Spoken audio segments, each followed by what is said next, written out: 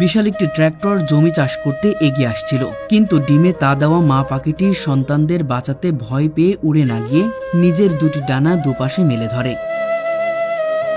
প্রকৃতিতে মা পাখির এই অদ্ভুত ও নিঃস্বার্থ ভালোবাসার অনন্য উদাহরণটি ইন্টারনেটে লাখ লাখ মানুষের চোখ ভিজিয়ে দিয়েছিল।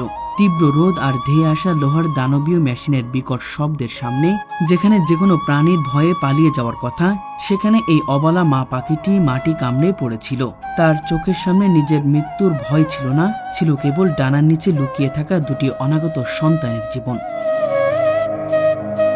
পাখির ডানা দুটি যখন দুপাশে প্রসারিত হয়েছিল, তখন মনে হচ্ছিল সে যেন প্রকৃতির সমস্ত শক্তি দিয়ে বুক চিতিয়ে দাঁড়িয়েছে এবং লোহার ওই বিশাল গাড়িটিকে নীরব ভাষায় বলছে, থামো, আমার সন্তানদের স্পর্শ করার আগে আমার প্রাণ কেড়ে নাও।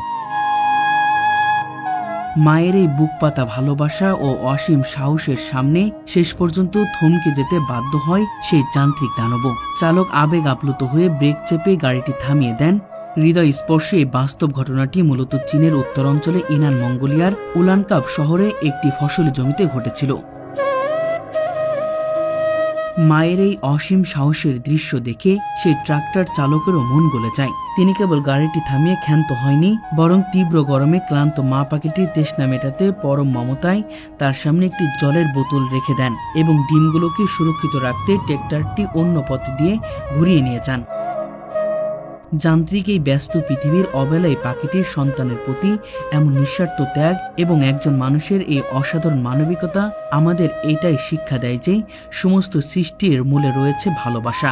যে দৃশ্যটি প্রমাণ করিয়ে দেয় যে ভাষা না থাকলেও ও মায়ের আকুলতা সবখানে সমান। পৃথিবীর সমস্ত ক্ষমতার চেয়ে যে একজন মায়ের ভালোবাসার শক্তি অনেক বেশি। এই হৃদয়বিদারক ঘটনাটি আমাদের হৃদয়ে চিরন্তন সত্যটি নতুন করে গেঁথে দিয়ে গেল।